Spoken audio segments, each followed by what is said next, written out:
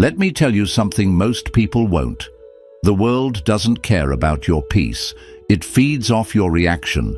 The more emotional you are, the easier you are to control. The more you care what people think, the more they own you. And as Buddha once said, you will not be punished for your anger, you will be punished by your anger. That one truth alone explains why most people suffer, not because of what happens, but because of how they respond. But what if you could walk through betrayal, manipulation, and judgment and feel absolutely nothing? What if no one could shake your peace, not even life itself?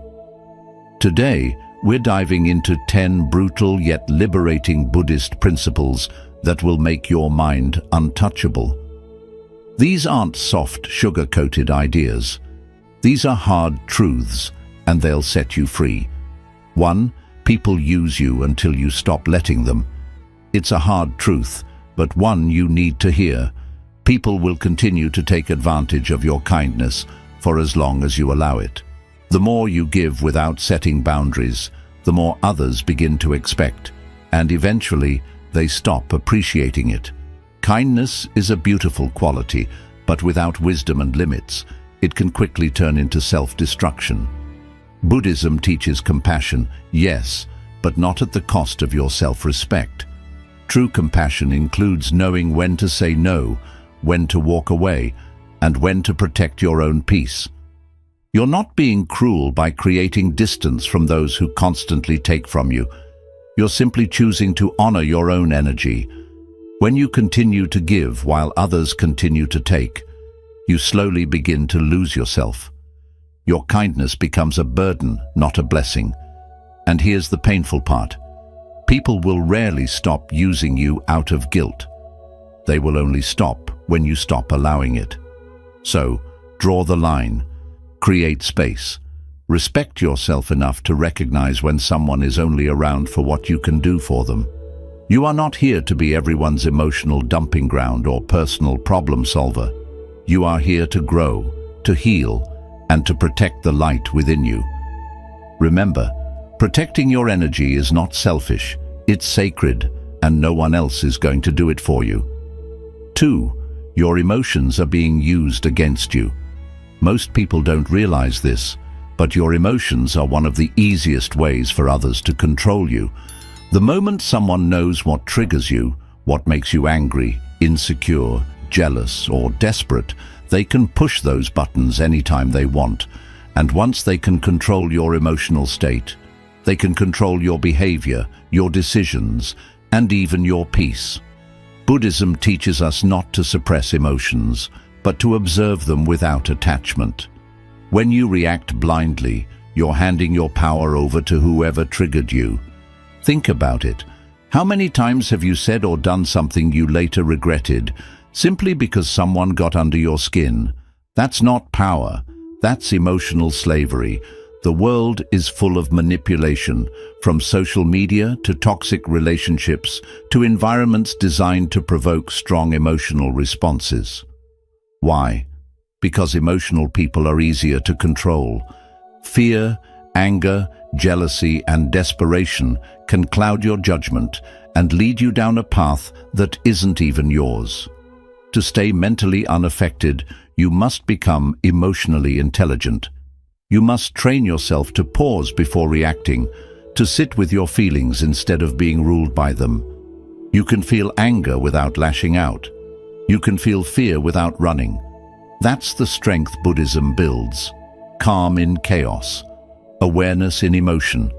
Remember this, the more emotionally reactive you are, the more easily you can be controlled.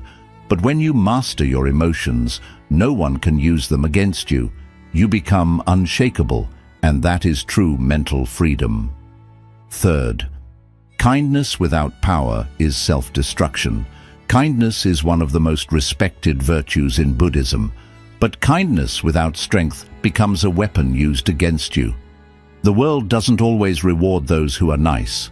In fact, it often tests them. If you're constantly kind to others while allowing them to walk all over you, you're not being spiritual, you're being silently destroyed. Buddhism teaches balance. Compassion must be paired with wisdom. Too often, people confuse being kind with being passive, and that's where the suffering begins. You say yes when you want to say no. You keep giving chances to people who don't deserve them, and you smile to keep the peace while dying inside. That's not enlightenment. That's emotional self-betrayal. Here's the truth. Not everyone deserves your kindness. Some people see your gentle nature as an opportunity to manipulate you, to take advantage of you, to use your silence as permission. And unless you learn to balance kindness with boundaries, your good heart becomes a target for those who seek to drain it. Being truly kind doesn't mean you allow people to disrespect you. It means you help where you can. But you also walk away when needed. It means you speak with softness, but not at the cost of your self-respect. True power is when your heart is kind, but your spine is unbreakable. So remember, kindness should not come from weakness, fear, or guilt. It should come from confidence, strength, and clarity. When you are kind from a place of power, no one can misuse it, and your peace remains intact. 4. Most people secretly want you to fail. This is a truth many people feel but are too afraid to admit. Not everyone is happy when you succeed. In fact, some of the people closest to you may secretly wish for your downfall. They smile in front of you. But behind the mask, there's quiet envy, comparison, and even resentment. Buddhism teaches non-attachment not just to material things, but to people and their opinions. Why? Because human nature, when unchecked, often leans toward jealousy. The moment you begin to rise, emotionally, spiritually, or materially, it shines a light on other people's insecurities. Your growth becomes a silent reminder of where they've remained stuck. And instead of being inspired, many would rather see you pulled back down. This is why the Buddha often spoke about the dangers of surrounding yourself with the wrong people, people whose intentions are not as pure as their words. You don't need loud enemies to fall. Sometimes all it takes is silent ones, disguised as friends, family, or even well-wishers, to plant doubt, to withhold support, to quietly hope you stumble. The lesson: protect your energy by being selective with who you share your dreams, plans, and progress with. Not everything needs to be announced.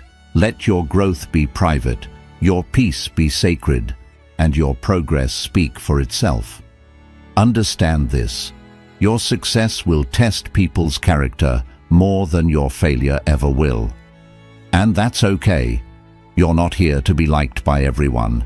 You're here to rise, with or without applause. So walk your path with awareness, not bitterness. And remember, a peaceful mind needs no crowd. It needs clarity, solitude, and a circle that doesn't get smaller when you shine. 5. Not everyone deserves access to you. Your time, your energy, your presence, these are sacred. But the painful truth is that many people treat them like they're disposable. Not because they're evil, but because you've made yourself too available. The more accessible you are to everyone, the more invisible your value becomes. Buddhism teaches mindfulness, not just of your thoughts, but of your space. Who you allow into your life affects your inner peace. Every person carries energy. Some uplift you, others drain you. Some bring calm, others bring chaos. If you're not careful, you'll find yourself mentally exhausted, not because of life, but because of the people you've allowed too close. You are not required to be everything for everyone. You don't owe anyone unlimited access to your emotional energy, your kindness, or your attention. Setting boundaries isn't being rude, it's being wise. Just like a temple is not open 24/7 to every passerby, your mind and soul deserve the same protection. And here's something many struggle to accept. Sometimes you have to distance yourself from people you care about because they no longer align with your peace. You can love someone and still recognize they are not healthy for your mind. Buddhism teaches non-attachment, even to people. It's not about cutting everyone off. It's about choosing who aligns with your growth. So protect your circle. Let your presence be earned, not exploited. You are not an open door, you are a sacred space. And not everyone deserves the key. 6. Comfort is a trap disguised as safety. Most people think comfort equals peace. But in truth, comfort is often the quiet killer of your potential. It feels good, it feels safe, it feels familiar. But that's exactly why it's dangerous. Because what feels easy in the moment often leads to regret later. Buddhism teaches us that everything is impermanent, always changing, always shifting. But when you cling to comfort, you resist that natural flow. You begin to fear change, avoid challenge, and settle for less than you're capable of. Slowly, your dreams shrink, your courage fades, and your spirit dulls. And the worst part, you won't even notice it happening until it's too late. Growth doesn't come from doing what's easy, it comes from discomfort, from showing up even when you're scared, from facing situations that stretch your limits. And that's what the Buddhist path is all about. Stepping beyond the illusions of ease and stepping into awareness. Just like still water becomes stagnant, so does the human soul, when it avoids the unknown. The comfort zone is not your friend. It's your silent prison. It convinces you that safety is more important than purpose, that stability is more valuable than self-discovery. So the next time something feels too comfortable, ask yourself, is this peace? Or is this paralysis? You were not meant to play small, you were meant to evolve. True inner peace doesn't come from avoiding difficulty, it comes from growing through it, not a knife. Rejection hurts. 7. Rejection is a mirror, not a knife. There's no denying that. Whether it's from someone you love, a job you wanted, or a dream that didn't unfold, it can feel like a personal attack, like a knife cutting into your worth. But here's what Buddhism teaches us. Rejection is not here to break you. It's here to reveal you. Every rejection is a mirror. It reflects something back at you. Your attachments, your expectations, your hidden insecurities. The pain you feel isn't just about the rejection itself. It's about what you attached your identity to. You believe that without this person or this opportunity, you were less. And that's where suffering begins. Not from the event, but from how deeply you tied your self-worth to it. Buddhism teaches non-attachment, and this applies especially to outcomes and validation. When you're attached to a specific result, rejection feels like failure. But when you detach and see rejection as guidance, not punishment, everything changes. You begin to realize that what didn't work out may have saved you, that closed doors protect you just as much as open ones do. Rejection also teaches you who you are without external approval. It strips away the illusion and forces you to confront your raw, unfiltered self. It asks, can you still value yourself even when the world doesn't? Can you still walk forward even when others walk away? This is where your power begins, not in being accepted, but in accepting yourself when no one else does. So the next time you're rejected, don't let it stab your self-worth. Let it reflect your strength. Let it reveal where your healing still lives. Let it remind you, you are not here to fit into every place. You are here to grow into the right one. 8. Validation is the fastest way to lose yourself.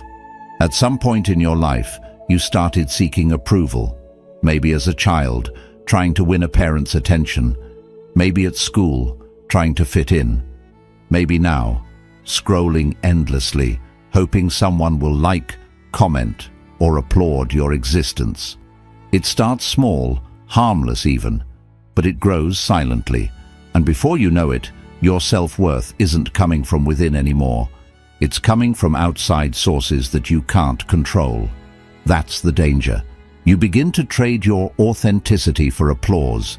You wear masks to be accepted. You adjust your personality to be liked. You hold your tongue to avoid judgment. You post what people want to see. You say what others want to hear. And in that quiet exchange, piece by piece, you disappear.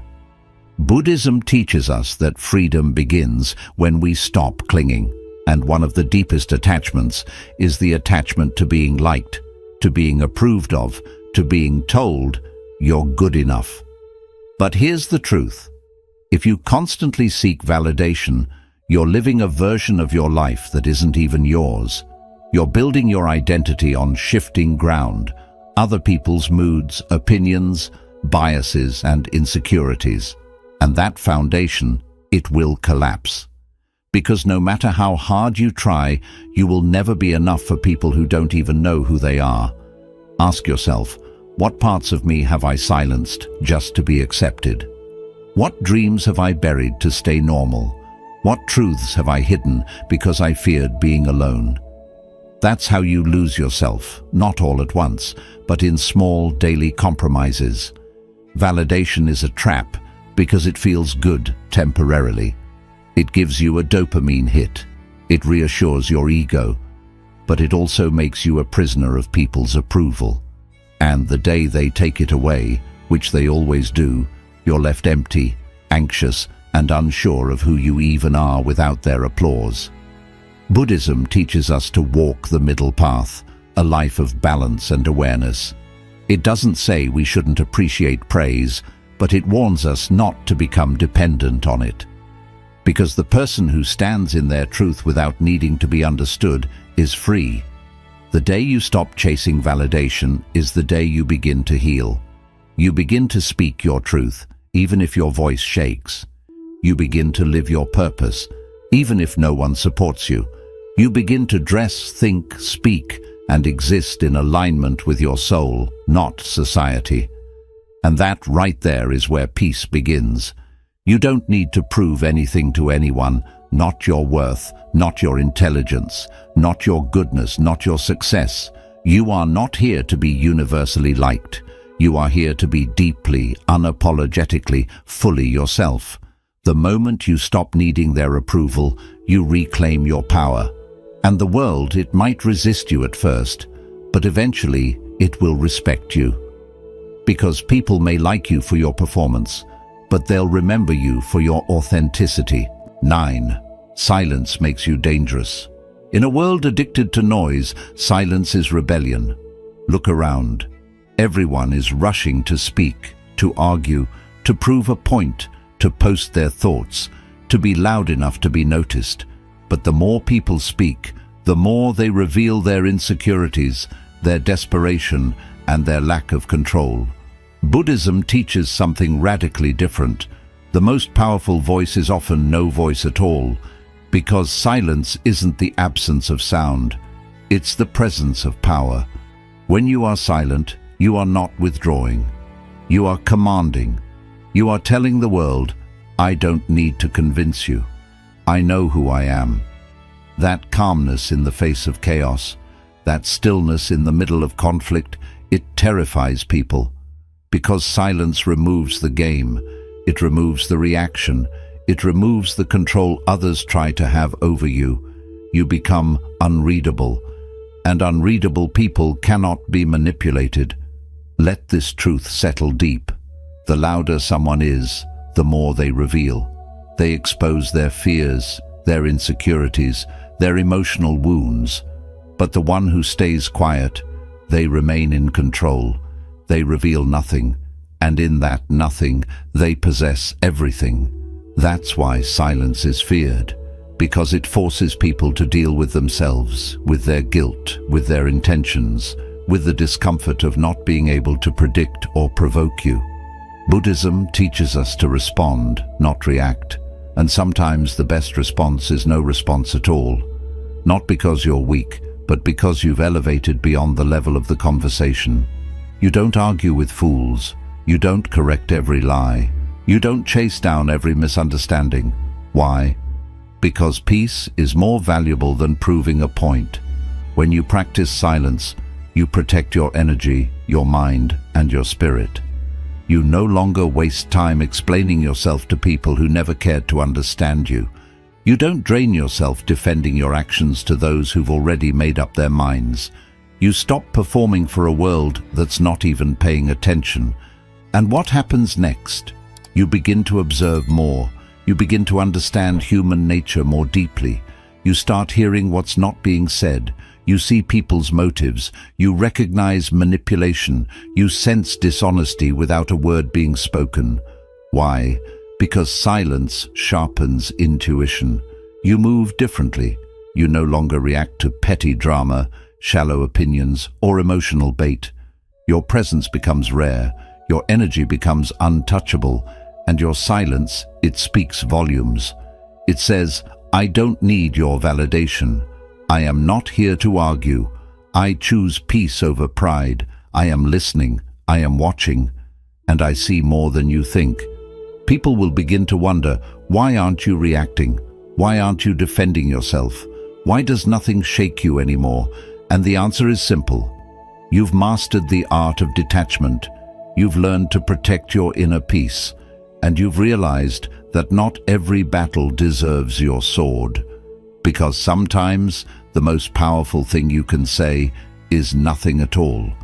So stop speaking to be understood. Stop reacting to be respected.